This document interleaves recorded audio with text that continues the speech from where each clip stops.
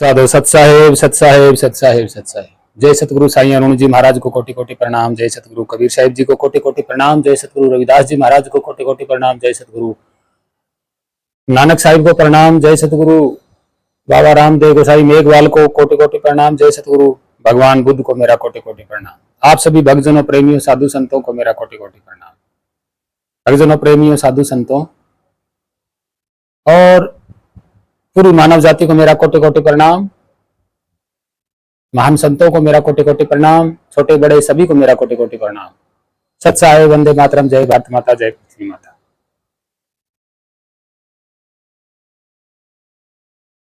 तो भक्तजनों प्रेमियों,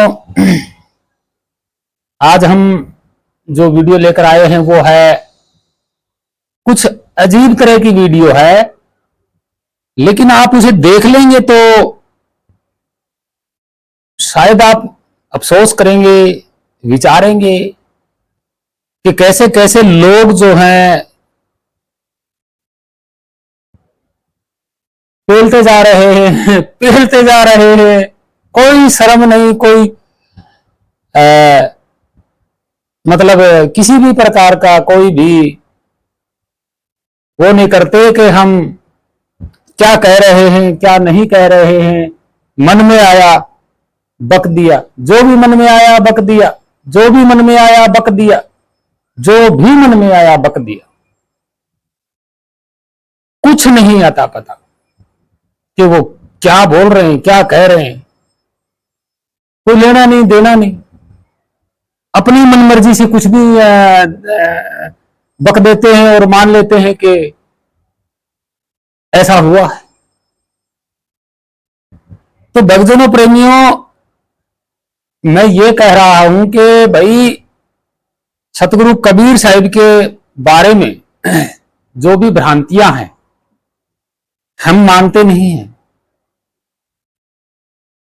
हम ऐसा नहीं है कि हम संतों को मानते नहीं, संतों को मानते हैं, लेकिन जो संतों ने कहा है उस शब्द की खोज, जो कहा है, जो वचन कहे हैं, जो वाणी से जो उन्होंने बताया है, बोला है, हम उसको मानते हैं, उसको जानते हैं। और जो मन गढ़ंत कहानियां जो बाद में लिखी गई हैं उनको नहीं मानता मैं, क्योंकि कभी ऐसा हुआ ही नहीं। जैसे आजकल एक बहुत बड़ा नाराज होने का, किसी को गलत साबित करने का, किसी को बुरा बताने का, संत पंथ हो या कोई भी भक्ति धार्मिक पंथ हो, उसमें एक छोटा सा पॉइंट है कि किसी को भी अगर बदनाम करना है, अगर नास्तिक कहना है, या धर्म के विरुद्ध कहना है, या अध्यात्म के विरुद्ध कहना है, या संतों के विरुद्ध कहना है, तो एक पॉइंट पकड़ लो। कौन सा? जो मानता नहीं है। क्या नहीं मानता है ये मैं बता रहा हूं आपको। इन्हीं की वजह से शायद लोग मुझे भी नास्तिक कह सकते हैं। जो पॉइंट है उन्हीं की वजह से, उन पॉइंटों को मैं मानता नहीं हूं, तो शायद लोग कह सकते हैं मुझे नास्तिक है, ये कबीर को नहीं मानता, ये संत रविदास जी को नहीं मानता, ये नानक साहिब को नहीं मानता, ये रामदेव मेघवाल को नहीं मानता। तो आप लोग मुझे नास्तिक कहेंगे कि ये भक्ति मार्ग में है ही नहीं, ऐसी बातें करता है, वो करता है। तो मैं आपको बता देता हूं कि जो हम नहीं मानते हैं वो बातें मैं बता देता हूं, और जो हम नहीं मानते हैं उन बातों को जो अंध भक्त मानते हैं वो मुझे नास्तिक कहेंगे। अब मैं बार बार यही तो कह रहा हूं कि हम थोड़ा सा, जो अन्य पंथ में जितने भी पंथ हैं उनमें जो भक्त हैं, जो भी धार्मिक भक्त हैं, जो भी मंडलेश्वर भक्त हैं, आचार्य भक्त हैं, पंथों में भक्त हैं, और जो वो चीज मान रहे हैं उन चीजों को मैं नहीं मानता। और जो जिन चीजों को मैं मानता हूं वो उन चीजों को नहीं मानते और वो मुझे नास्तिक कहेंगे, हालांकि मैं उनको नास्तिक कहता हूं कि वो भक्ति मार्ग पे हैं ही नहीं, और वो मुझे कहेंगे कि ये भक्ति मार्ग पे नहीं है।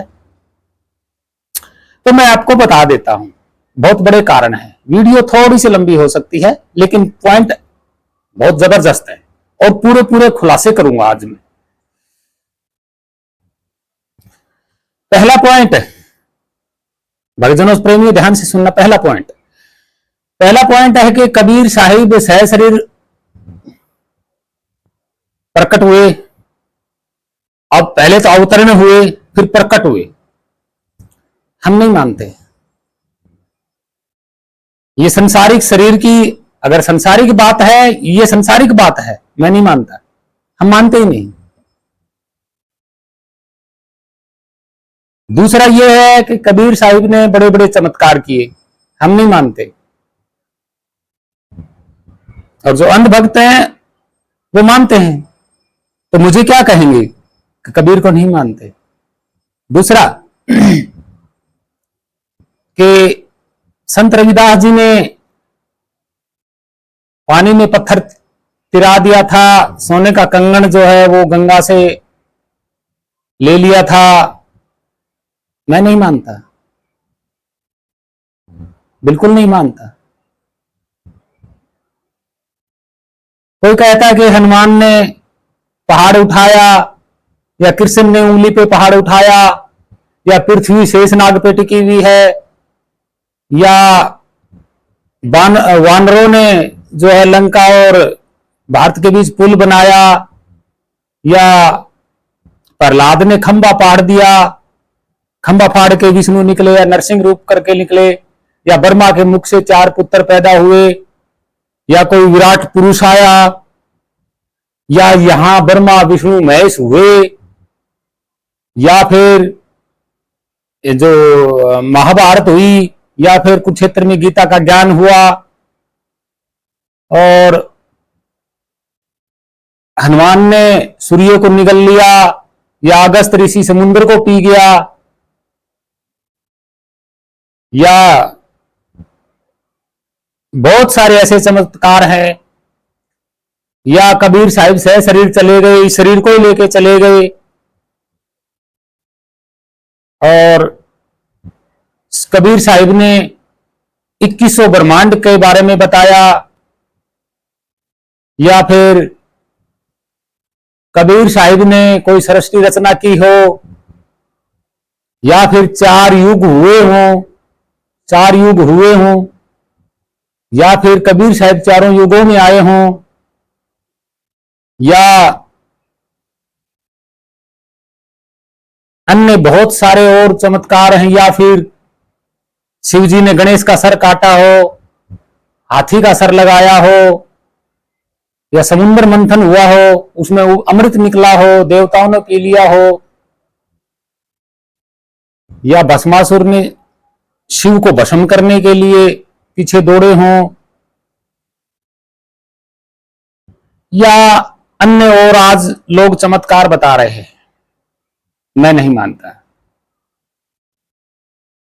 क्योंकि ये कभी हुए ही नहीं और ऐसा हुआ ही नहीं, आने वाले भविष्य में भी ऐसा होने वाला नहीं है, ना ही पीछे हुआ।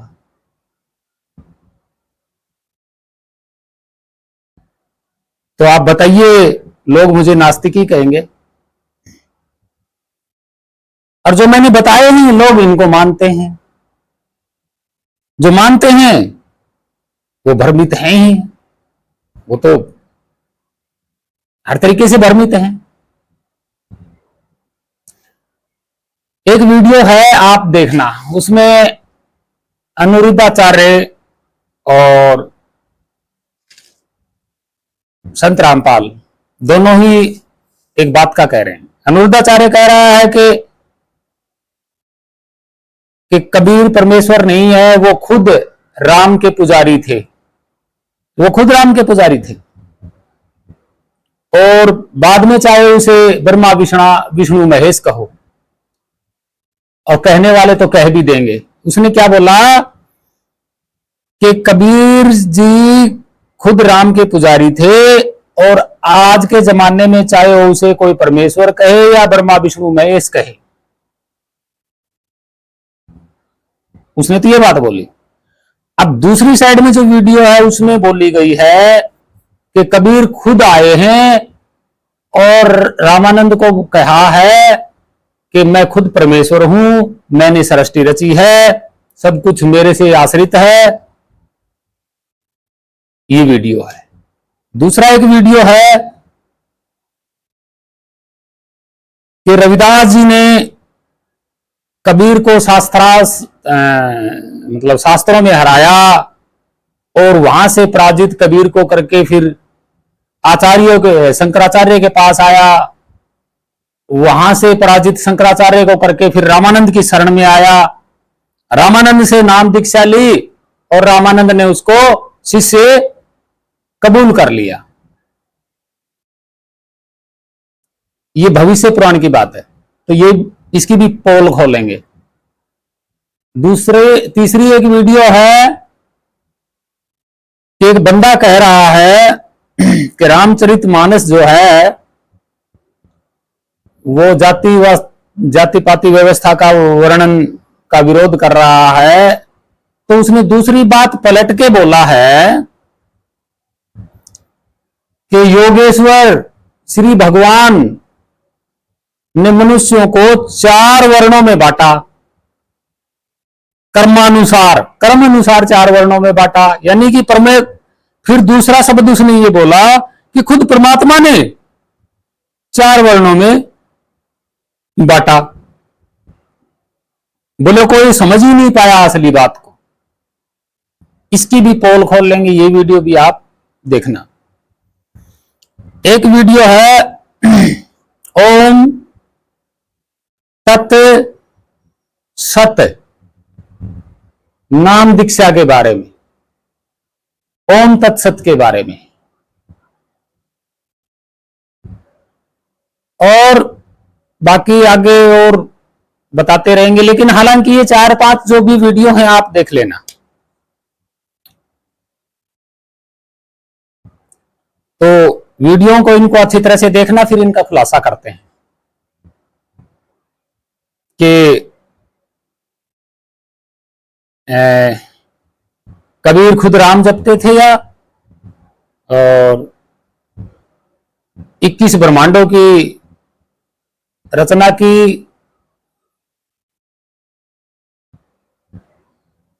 और कबीर को शास्त्रार्थ में हराया, और राम के पुजारी थे खुद कबीर। एक कह रहा है कि खुद परमात्मा ने 4 वर्ण बनाए, ओम तत्सत, और एक जो वीडियो है 21 ब्रह्मांडों की, जो कबीर साहिब की ही है, जो संत रामपाल बताता रहता है कि कबीर परमात्मा जी ने 21 ब्रह्मांडों की रचना की। उसमें 21 ब्रह्मांड नहीं बोल रहा है, वो खुद अपनी वीडियो में अगिनत ब्रह्मांड बोल रहा है छोड़ कहा कि मैं अगिनत ब्रह्मांडों का एक स्वामी कबीर है, जननी जने नमाए, ये बोल रहा है। तो ये 4-5 वीडियो आप देखना, सब इसके पूरी की तरह साहेबदानी शब्द सिंध सब माही, बाहर भीतर रम रहा जहां तहां सब ठाई, जल थल पृथ्वी गगन में वो बाहर भीतर एक, पूर्ण ब्रह्म कबीर हैं वो अवगत पुरुष अलेख, सेवक होकर उतरे इस पृथ्वी के माही, जीव उदाहरण जगत गुरु बार बार बलि जाही। अब आदरणीय गरीबदास साहिब जी क्या कह रहे हैं कि वो दास बनकर आए यहाँ पर, कहते हैं सेवक होकर उतरे, अवतरित हुए, वहां सीधे चलकर आए। वो किसी माता पिता से जन्म नहीं हुआ, उनका मां से जन्म नहीं, सेवक होकर उतरे इस पृथ्वी के मां, और जीव उदाहरण जगत गुरु, हम जीवों का उद्धार करने के लिए वो जगत गुरु माने पूरे विश्व को तत्व ज्ञान देने वाले परमात्मा, वो तत्वदर्शी संत रूप में आए।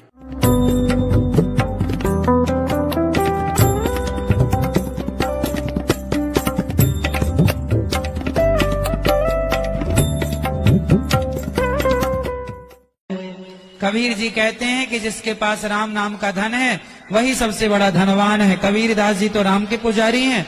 अब कोई कबीर जी को ही ब्रह्मा विष्णु बताए तो भाई बताओ कौन है तू जुलाहे? मैं सतलोक का निवासी हूँ, अजन्मा अविनाशी हूँ, पूर्ण ब्रह्म परमेश्वर हूँ। मेरा नाम कबीर देव है।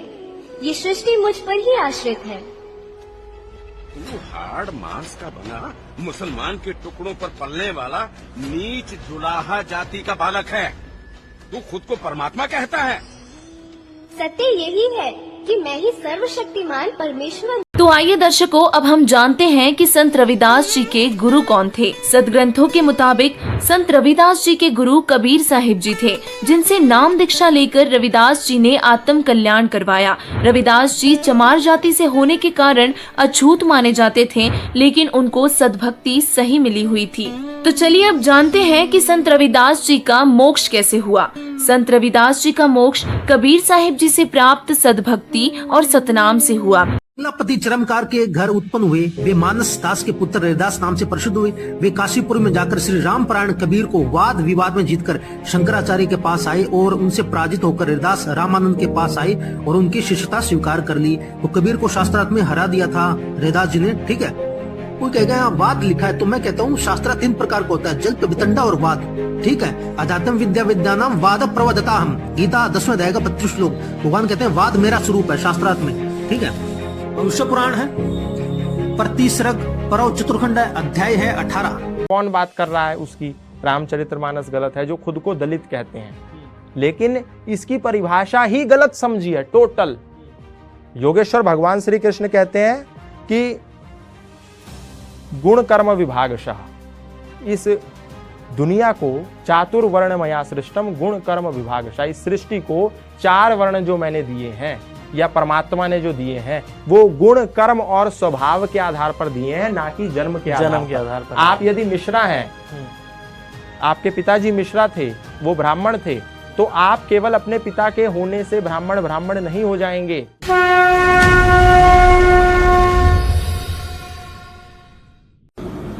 तो ओम तत्सत में 3 मंत्र हैं। ओम तो क्लियर है, तत् और सत ये सांकेतिक कोड वर्ड है। ये सत परमात्मा कहते सो हम शब्द हम जग में लाए, सार शब्द हम न गुप्त छपाए। अब गरीबदास जी ने कहा था भक्ति मुक्ति ले उतरे ये मिटन तीनों ताप। और ऋग्वेद मंडल नंबर 9 सूक्त 94 मंत्र 1 में, ऋग्वेद मंडल नंबर 9 सूक्त 95 मंत्र 2 में ये स्पष्ट किया कि वो परमात्मा जब सहशरीर आता है और यहाँ कवियों की तरह आचरण करता है और अपनी वाणी के द्वारा बोल बोल के विद्वानों की तृप्ति करता है, उनको सच्चा ज्ञान देता है और वो भक्ति के मोक्ष मार्ग के उन एक विशेष मंत्रों का आविष्कार करता है। और ये भगवान खुद कहते हैं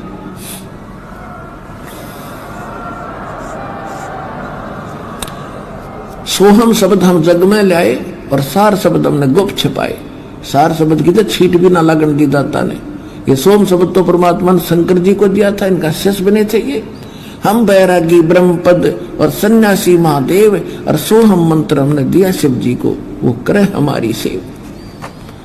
किसी वेद में नहीं है सोहम मंत्र, ना किसी गीता ना किसी पुराण के अंदर। वेद और गीता ये आदि ग्रंथ है, पुराण। तो साधु संतो, ये वीडियो आपने देखी तो मैं आपको बता देता हूं इनके क्या है। कि पहली बात तो यह है कि कबीर साहिब और जो है रविदास जी महाराज एक समय के, मैं अच्छी तरह से बता देता हूं, एक समय के दोनों एक ही मार्ग के थे और न इनमें कभी कोई शास्त्रार्थ अर्थ हुआ, जिसे बोलते हैं ना शास्त्रार्थ, ये नहीं हुआ। दोनों की एक ही बात थी, दोनों ही उस नितत्व सार शब्द सतनाम में लो लगी हुई थी। दोनों की एक ही स्वरूप को जानते थे दोनों। जिस स्वरूप को कबीर साहब जानते थे उसी स्वरूप को तो रविदास जी भी जानते थे। जो रविदास जी जानते थे, जो कबीर साहब जानते थे,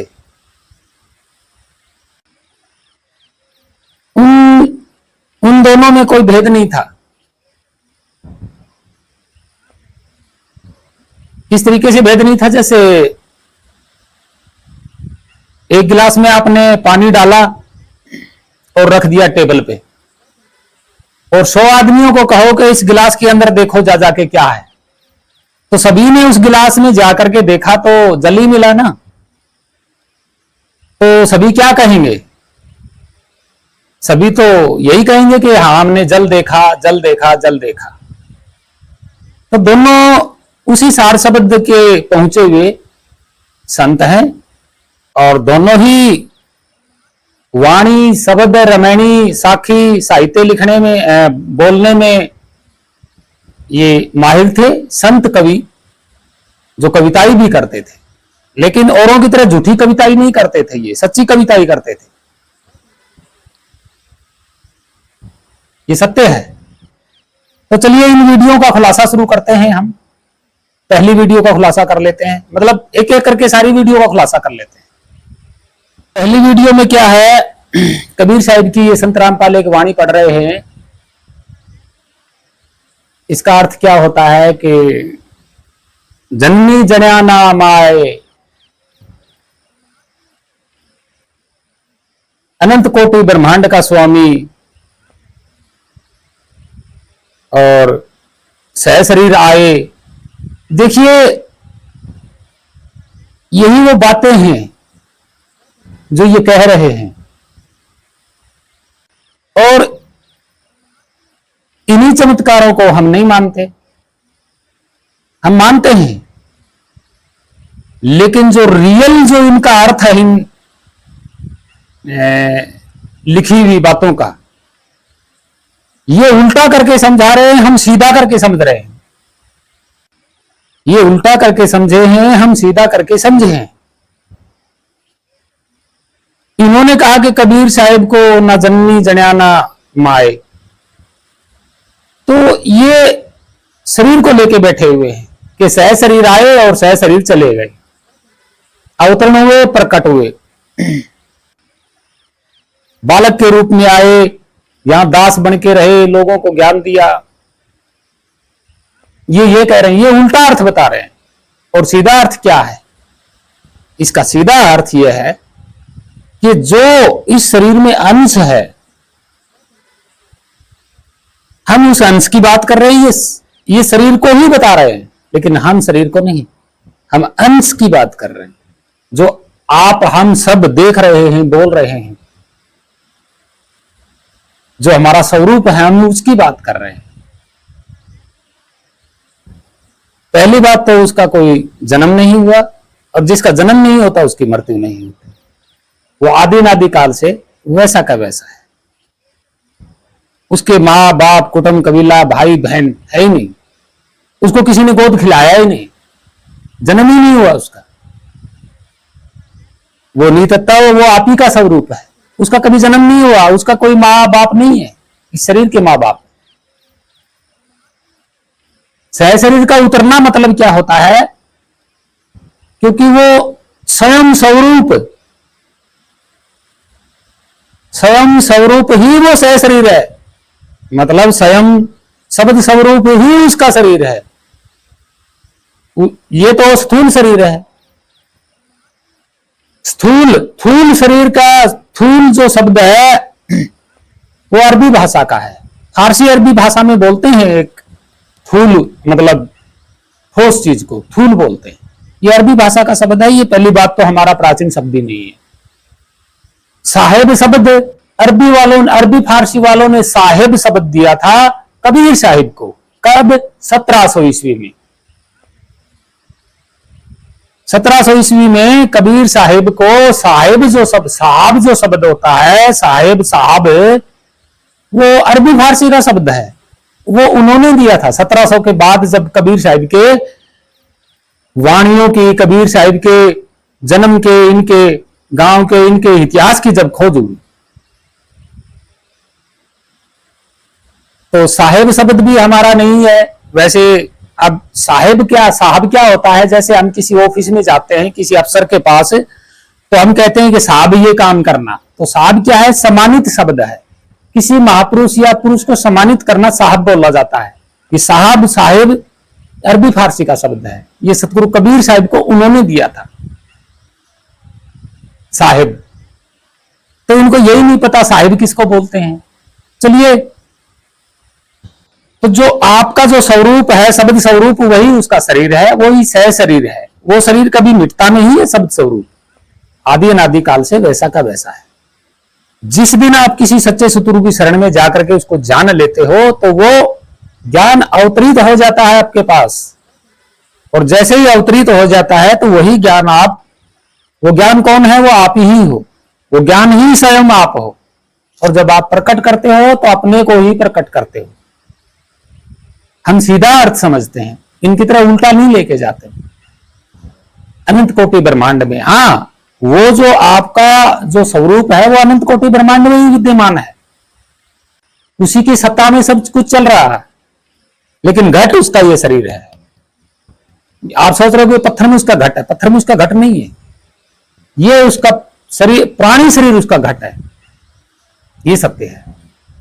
तो ये तो उल्टा समझा रहे हैं, हम सीधा समझ रहे हैं, इसलिए नहीं मानते, क्योंकि हम सीधा समझ के मानते हैं, उल्टा समझ के नहीं मानते। चलिए, जो भी है, इन्होंने तो अपना मन गढ़ंत बखान कर दिया कि वेदों में भी लिखा है। चलो, दूसरा है, एक वीडियो आपने देखा है कि संत रामपाल की ही वीडियो है कि रविदास जी बहुत जगह गए, तरह तरह के धक्के खाए, लेकिन मोक्ष की प्राप्ति का मार्ग नहीं मिला। सतगुरु कबीर साहिब की शरण में आए तो उनको मोक्ष की प्राप्ति का मार्ग मिला, उनको नाम दीक्षा दी, सतनाम दिया। अरे पाखंडियों, कम से कम ये तो सोचो, वो शब्द स्वरूप नी अक्षर नी तताओ स्वयं वो एक नाम के रूप में है, उसको कैसे पकड़ के दे दिया भाई? कैसे पकड़ के उसको नाम दीक्षा दे दी? किसने दे दी भाई? वो स्वयं ही आपका स्वरूप है, उसको कोई पकड़ ही नहीं सकता माई का लाल, उसको कोई देख ही नहीं सकता। वही है वो सत्य नाम, वही है वो शब्द स्वरूप, आदि नाम, सार नाम, सार शब्द। उसको कौन पकड़ सकता है? क्या कोई पकड़ के लेके देगा? ये नाम दीक्षा लेने देने की बात कर रहे हैं, ये सतनाम देने की बात कर रहे हैं। ये क्या है? ये पाखंडी तो है। इस बात को मैं नहीं मानता हूं, लेकिन सीधा अर्थ में मानता हूं। कैसे? कि उसका भेद बताया था सतगुरु कबीर साहिब ने, किनको? रविदास जी महाराज को। उसी स्वरूप का भेद बताया था, पहचान बताई थी, और जब भेद बताया, पहचान बताई, तो उन्होंने भी पा लिया, और उन्होंने भी एक शो कर दिया कि हाँ ये सर्वव्यापी है। तो दोनों ने एक ही स्वरूप को जाना। कबीर साहिब तो जानते ही थे, लेकिन दोनों ही उस कोटि के संत हैं। ये कुछ और ही बक रहा है। चलिए, ये भी पाखंड फैलाने में कम नहीं है। अगली वीडियो में देखते हैं कि ओम तत्सत बताया इन्होंने कि ओम तत्सत गीता का उठाया हुआ है। ओम तत्सत इनको क्या पता? गीता में उठाया हुआ है। अब जब गीता में उठाया हुआ है तो क्या कहा कि सोहम शब्द हम जग में लाए, सार शब्द हमने गुप्त छुपाए। कौन सा है वो सोहम शब्द? अरे भाई, सोम शब्द को देखा है? सोम शब्द की कोई कोई नाम की वस्तु है, या स्वयं शब्द की कोई मूर्ति है, या स्वयं शब्द कोई देवता है, या स्वयं शब्द कोई क्या है? स्वयं शब्द भाई उसके नाम की कोई शक्ति है, या कोई देवी देवता है, या कोई भगवान है, या कोई नाम की वस्तु है, या कोई सोहम शब्द कोई पारदर्शी है, या अंतर्यामी है, क्या है? ये सोहम शब्द हम जग में लाए, सार शब्द हमने गुप्त छुपाए। अरे भाई वो नी तत्व, नी अक्षर, शब्द स्वरूप, आदि नाम, सत्य नाम छुपाया नहीं जा सकता। उसका भेद नहीं है किसी को, वो छुपा हुआ नहीं है, वो हम सब के ऊपर आज भी प्रकट है। लेकिन अंध भक्त जो और जो भक्त जन है, मानव जाति को पहचान नहीं है उसकी, उसका भेद और उसकी पहचान नहीं है, वो छुपा हुआ नहीं है, उसको कोई छुपा ही नहीं सकता, वो तो ओपन है, ओपन प्रकट है हमेशा से, आदि अनादि काल से। छुपाएगा कौन उसको? अब ये वस्तु है भाई, ठीक है, और ये हम एक मिनट के लिए मान लेते हैं कि ये आदि अनादि काल से पड़ी है, ठीक है, मान लेते हैं, और इसका मुझे भेद है, मुझे पता चल गया इसका भी, मेरे को पता है कि ये वो चीज है, ठीक है। अब ये दुनिया के सामने रहते हुए भी ये कोई इसको पहचान नहीं सकता, भी दिखने वाली तो ये है ही नहीं, और भेद किसी को है नहीं, और न ही किसी को पहचान है, तो बताइए इसको कौन छुपा सकता है? भेद यानी कि मुझे और मुझे इसकी पहचान हो, तो मैं इसका भेद छुपा सकता हूं, इसकी पहचान मैं लोगों को नहीं बता सकता और इसका भेद नहीं बता सकता, लेकिन ये तो प्रकट है हमेशा से। भाई मैं ही चालाकी कर सकता हूं ना कि मुझे इस चीज की पहचान है, और मैं दुनिया के सामने ना बताऊं, ना इसका भेद बताऊं, ना इसकी पहचान बताऊं, तो छुपा कौन रहा है यहां? इसको तो नहीं छुपा रहा ना, इसके भेद और पहचान को छुपा रहा। ये कह रहे हैं कि सार शब्द हमने गुप्त छुपाया, तो ये भी एक भ्रमित बात है, पाखंड फैला रहे हैं ये। हम इस बात को नहीं मानते, हम इसको सीधी बात में लेकर के मानते हैं कि सतगुरु कबीर साहिब को पहचान थी और भेद था। उन्होंने सार शब्द को नहीं छुपाया, उन्होंने पहचान और भेद छुपा के रखी हुई थी कि हर किसी को नहीं देना है, ये किसी पाखंडी, लूटपाट करने वाले, कर्मकांड करने वाले ऐसे लोगों को नहीं बताना है भेद और पहचान, क्योंकि ये उसका गलत फायदा उठाएंगे। हम सीधा करके मानते हैं, ये उल्टा करके मानते हैं, तो ये भी तो पाखंड है। अब बात आती है, एक वीडियो और भी देखा होगा आपने कि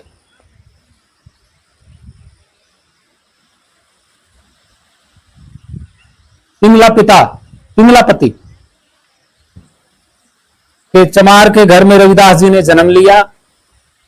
कबीर साहिब को शास्त्रार्थ में हरा करके फिर शंकराचार्य को हराया शास्त्रों में, और फिर ये रामानंद जी के पास आए, रामानंद जी ने इनको शिष्य स्वीकार कर लिया। देखिए ये क्या बता रहे हैं, भविष्य पुराण। अरे ये मूर्ख है ज्ञानी, कम से कम ये तो सोच भविष्य पुराण लिखा कब गया था।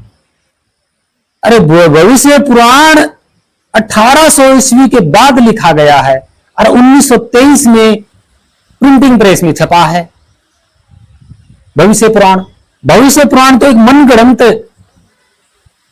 पुराण है जो 1923 के बाद छपा है, लोगों को भ्रमित करने के लिए, संतों का ब्राह्मणीकरण करने के लिए, संतों का चमत्कार में जोड़ने के लिए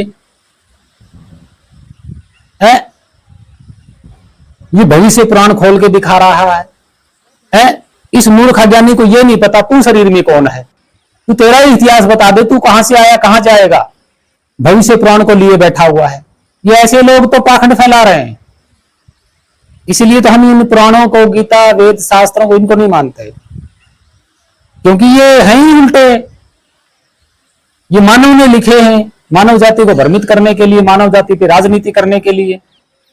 और इसने क्या कहा, सर्वश्रेष्ठ किसको बताया, रामानंद ब्राह्मण को। देखो अभी भी इसने भविष्य पुराण में ब्राह्मण को ऊंचा रखा हुआ है, ब्राह्मण को ऊंची गद्दी दी हुई है कि सारे संत ब्राह्मणों के शिष्य थे क्या। इस गोचूनाथ को कोई पता नहीं है, एवं गपोड़ झोंक रहा है, इसलिए तो मैं मानता नहीं।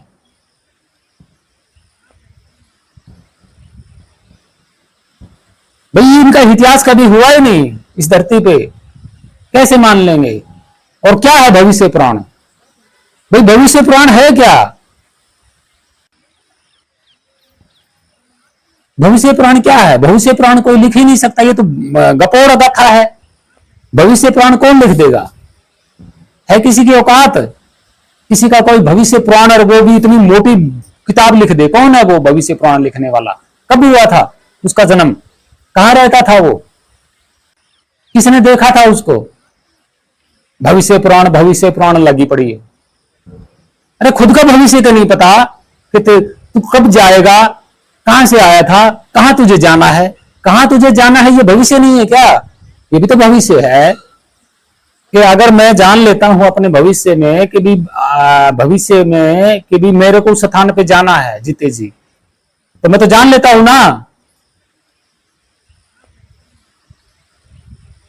तो ऐसी बात को भविष्य बताते हैं, ऐसी बात को भविष्य करते हैं।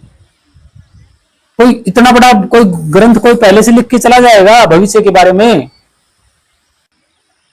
गपोड़ गाथा है, ये राजनीति है, कोई भविष्य पुराण नहीं है, सब बकवास लिख रखी है ये।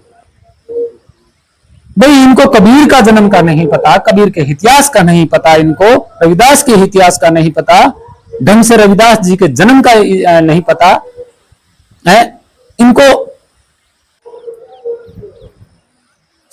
किसी के इतिहास का ही नहीं पता इनको, और भविष्य पुराण लिख दिया और भविष्य पुराण खोल के बैठ गया, खुद के भविष्य के बारे में पता ही नहीं है इसे। ये ऐसे ऐसे गपोड़ झोंकते हैं ना, तो लोग मान लेते हैं और हम नहीं मानते, हम नहीं मानते। और भविष्य पुराण तो 1800 के बाद लिखा गया, 1923 के बाद ही छपे है। तो उससे पहले कौन सा ऋषि कहां बैठा हुआ था भाई, बताओ जरा, कब लिखा गया था भविष्य पुराण, किस तारीख को लिखा गया था, कौन से सन में, कौन से महीने में। ये भविष्य पुराण तो मुगल और अंग्रेजों के, मुसलमानों के शासन में तो नहीं था ये भविष्य पुराण, बाद में कहां से टपक गया है भाई, गपोड़ गाथा है ये। चलिए दूसरा एक और वीडियो देखते हैं, ये क्या कह रहा है। योगेश्वर के रामचरित मानस को बुरा बताने वाले पूरी तरह समझ ही नहीं पाए। अबे मूर्ख अज्ञानी, तेरे को ये नहीं पता खुद परमात्मा कभी देखा है क्या, परमात्मा ने 4 वर्ण बनाए, कब बनाए, कितने साल पहले बनाए,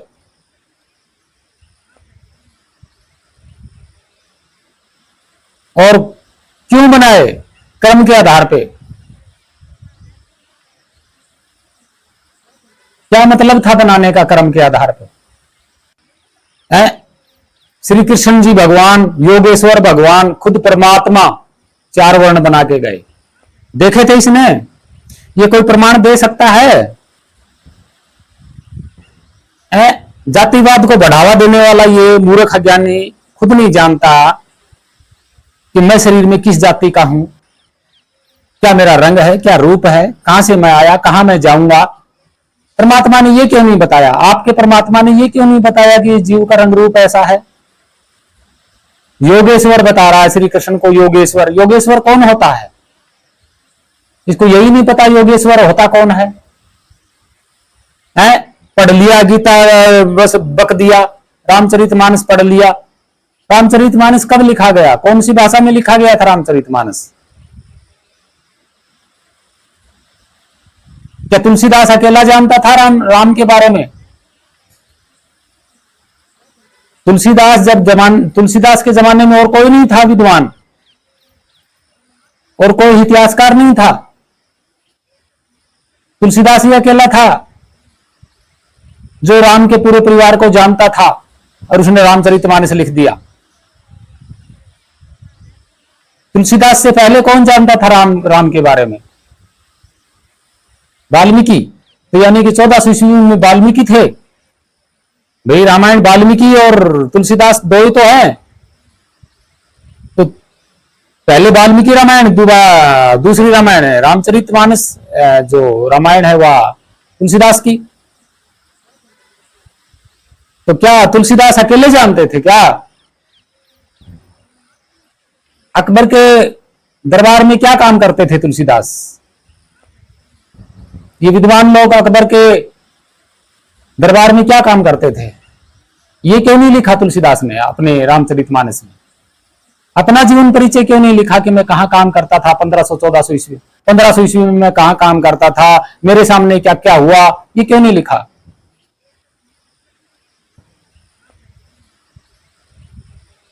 अकबर के दरबार में अकबरनामा में क्या लिखा हुआ है ये बताया है इसने कभी? इसने से सीधा ही असलियत नहीं बताता, ये सीधा ही कह दिया कि योगेश्वर जी, भगवान श्री कृष्ण या खुद परमात्मा ने 4 वर्ण बनाए। ये क्यों नहीं कहते कि मुगलों के दरबार में बैठ के बनाए थे 4 वर्ण, जाति पाति भेदभाव? ये क्यों नहीं कहते? स्पष्ट कहो ना, ताकि दुनिया को पता चले परमात्मा का नाम क्यों झूठा ले रहा है। देखा है कभी परमात्मा कैसा है? क्या तुम्हारी किताबों में लिखा हुआ है? तो तस्वीर है तुम्हारे पास कोई प्रमाणिक? तो ये क्या कर रहा है? पाखंड फैला रहा है। ये खुद या तो ये किसी ब्राह्मण का शिष्य है पाखंडवाद का, या फिर ये खुद ब्राह्मण है जो बढ़ावा देता है। और मैं इन चीजों को नहीं मानता, बिल्कुल नहीं मानता कि परमात्मा आए और परमात्मा ने 4 वर्ण बनाए। जो हम जानते हैं वो हमें पता है। ये पाखंड फैला रहा है, लोग इसको मानते हैं, दुनिया मानती है इसको। तभी तो कुछ प्राप्त नहीं हो पा रहा। ऐसी बातों को जो मानते हैं कोई प्राप्त नहीं कर सकता कुछ। चलिए एक वीडियो और देखते हैं। एक वीडियो में संत रामपाल खुद कहते हैं कि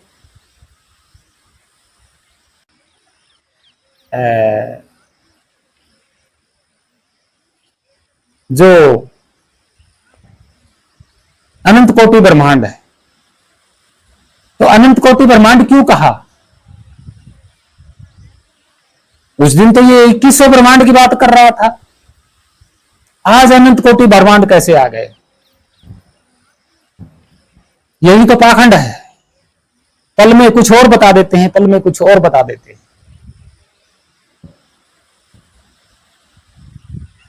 और हम पल में कुछ और नहीं बताते। जो हमारी पहले से जो बात है वो आज भी है। क्या? नी अक्षर नी तत्व, शब्द स्वरूप, आदि नाम सत्य नाम, सार शब्द शब्द स्वरूप, अलख पुरुष अनामी, अलख अगम सतलोक, श्रुत स्वरूप, सकल स्वरूप, हंस स्वरूप, वो मेरा ही स्वरूप है।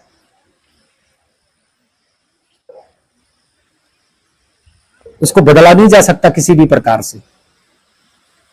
वो 3 गुण 5 तत्व के ऊपर उसका तेज है, उसी स्वरूप का, यानी कि मेरे ही स्वरूप से ये शरीर जिंदा है। अदरवास में है, वो शब्द स्वरूप है। ना कानों से सुना जा सकता, ना आंखों से देखा जा सकता, ना नाक से सूंघा जा सकता, ना मुख से बोला जा सकता, ना इन हाथों से पकड़ा जा सकता। मेरा ही स्वरूप।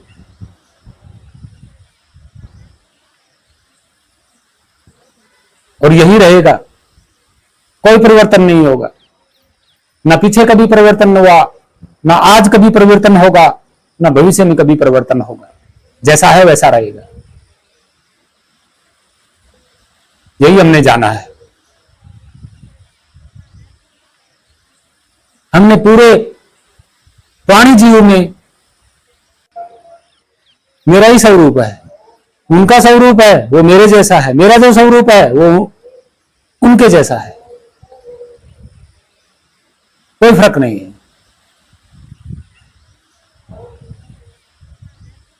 बदलने वाली है ही नहीं, वो चीज बदलने वाली है ही नहीं, तो मैं उसके बारे में बात कैसे बदल सकता हूं? भाई वो खुद नहीं बदल रहा, जैसा है वैसा का वैसा है, जब भी जानते हैं वैसा का वैसा ही मिलता है, तो उसके बारे में अलग से बात बदल के बताना कैसे बता सकता हूं मैं? जैसा है वैसा ही तो बताऊंगा। ये मैं कैसे कह सकता हूं कि वो आसमान से उतरा था, प्रकट हुआ था, चमत्कार किए? नहीं, वो अडोल है, डोलता नहीं है इधर उधर, स्थिर है, वो अधरवास है, उसके नीचे कोई आधार नहीं है, उसको कोई देख नहीं सकता, उसको कोई सुन नहीं सकता, उसको कोई बोल नहीं सकता, उसको कोई छू नहीं सकता, उसको कोई हाथों से पकड़ नहीं सकता, उसका कोई कुछ बिगाड़ ही नहीं सकता। ऐसा है वो।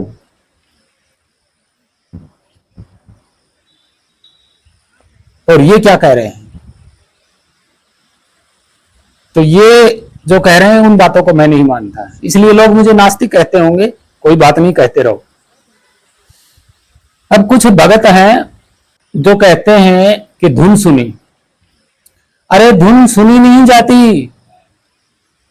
कौन सी धुन सुनते हो भाई? अंदर में कौन सी धुनें सुनते हो आप? 5 धुन। और अगर सुनते हो तो कौन से कानों से सुनते हो? देखिए, कान जो होता है वो बाहर की धुन को सुनता है। ये रियलिटी है, ये सत्य है, इसको कोई झूठ नहीं कर सकता। कान जो है वो बाहर से अगर कोई ध्वनि आएगी उसको सुनेगा। अंदर में हमारे दिल जोर जोर से धड़क रहा है तो कान उसकी ध्वनि नहीं सुन सकते, बिल्कुल भी नहीं सुन सकते। और अंदर और कोई 2 कान है नहीं अलग से, बाहर ही है 2 कान, अंदर तो कोई 2 कान है ही नहीं। और जो ब्रह्मांड की जो भी किसी भी प्रकार की जानवर की भाषा है या किसी ऐसे डब्बे की भाषा है, मतलब जो भी है ध्वनि है, वो तो हम बाहर से सुनते हैं ना। अंदर से तो 2 कान अलग से है ही नहीं जो अंदर की आवाज हम सुन सके। नहीं, अगर 2 कान अंदर होते तो दिल की आवाज भी हमें हर वक्त सुनाई देती। दिल की आवाज भी सुनने के लिए हमें वो डॉक्टर वाला वो लगा के सुनना पड़ता है।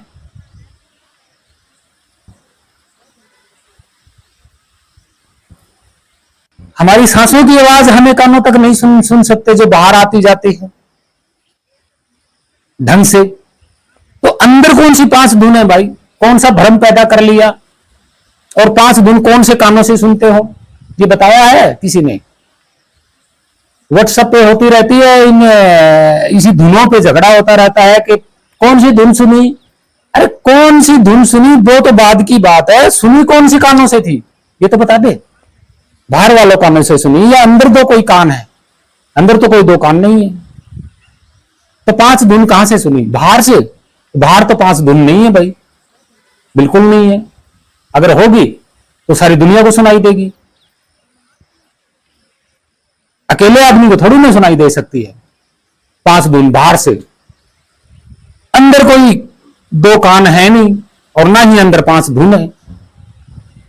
भाई सबसे तेज धुन तो दिल की धड़कन है, जो हाथ लगाने के बाद पता चलता है।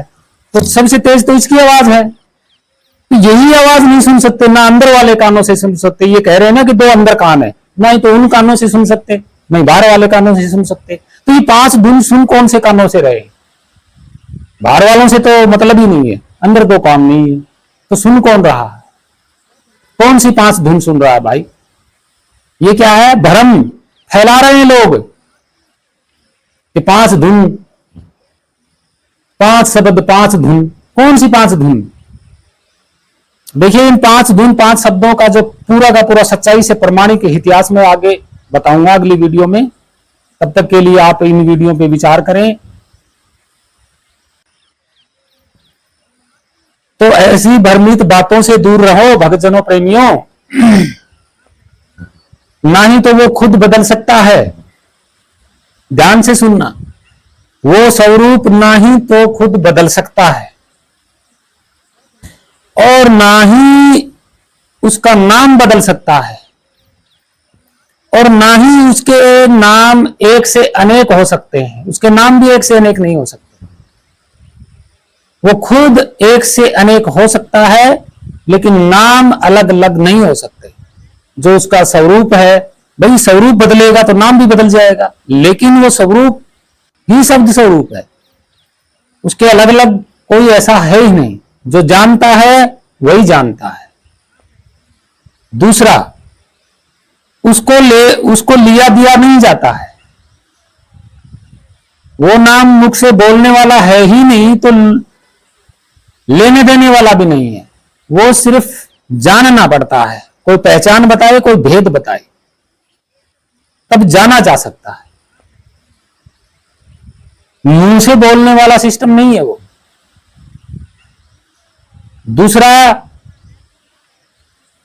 कि जैसी उसकी कोई बहुत बड़ा लंबा चौड़ा इतिहास नहीं है।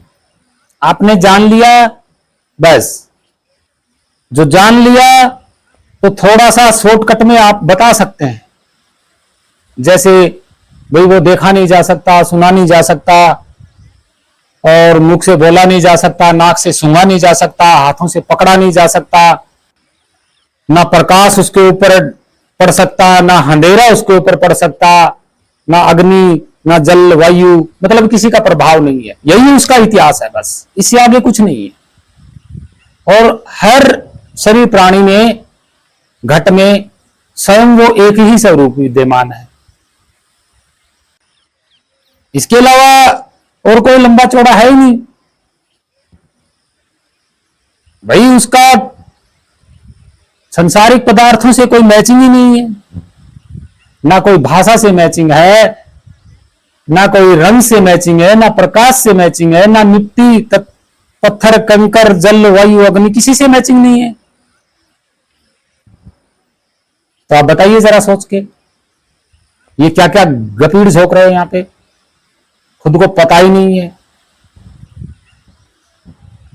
संत रामपाल तो कह रहा है कि सो हम शब्द हम जग में लाए, सार शब्द हमने गुप्त छुपाए हैं, और परमात्मा ने अपनी तरफ से मंत्रों का निर्माण किया। कि कौन से परमात्मा ने मंत्रों का निर्माण किया था भाई, बताइए जरा। कबीर साहिब ने तो कोई मंत्रों का निर्माण नहीं किया, तो और दूसरा कौन परमात्मा है जो, बताइए। कि यही मंत्र परमात्मा ने सोहम शब्द शिव जी को दिया, असली मंत्र शिव जी को दिया ही नहीं। अरे भाई, ब्रह्मा, विष्णु, महेश, शिव जी, ये सब 1400 ईस्वी के बाद लिखे गए गपोड़ गाथा, बल्कि 1500 ईस्वी में लिखे गए हैं गपोड़ गाथा सारी की सारी। कौन सी शिव जी को मंत्र दिया था सोहम? इतिहास क्या इतिहास है आपके पास? किताबों की लिखी बता रहे हो आप। किताबों में, किताब कब छपी है? 1923 के बाद। 1923 से पहले किसने लिखी है पता इनको? कब लिखी गई? कौन से ऋषियों ने लिखी? कहां लिखी? ब्रह्मा, विष्णु, महेश कहां आए थे? अब कहां रहते हैं? भाई ऐसा कुछ नहीं हुआ। इतिहास और शब्दों को पकड़ो, सत्य सामने आएगा। इन देवताओं का सत्य सामने आ जाएगा। ये जो मन गढ़ंत जो देवता बना रखे हैं ना, जो मन गढ़ंत कथाएं बना रखी है, सबका इतिहास चौड़ा आ जाएगा। एक बार आप इतिहास के पन्ने पलट के देखो, 10वीं शताब्दी से पहले इनका कोई नामो निशान नहीं मिलता है। प्रमाणित मूर्तियां मिलती हैं, भाषा मिलती है। ये सम्राट अशोक और भगवान बुद्ध का ही मिलता है सब कुछ। इन देवी देवताओं का कुछ मिलता ही नहीं है। संत रामपाल कह रहे हैं कि शिव जी को मंत्र दिया सोहम परमात्मा ने। कौन से परमात्मा ने दिया? कबीर साहब ने दिया। कबीर साहब ने तो कोई मंत्र बनाया ही नहीं। ये कह रहे हैं कि सोम शब्द जग में लाए और जो है सार शब्द हमने गुप्त छुपाए और सोहम मंत्र दिया शिव जी को। और पुराण जो है ऋषियों ने लिखे और वेद आदिकाल से हैं। कौन से काल से हैं? आदि से। भाई आदिकाल का कोई तो आइडिया होता होगा, आदिकाल का कोई तो आइडिया होता होगा। 10,000 साल, 5,000 साल, लाख वर्ष साल, या पृथ्वी बनने से पहले या बाद में। और तब कौन था वहां? कौन देखने वाला था? कौन निकलने वाला था?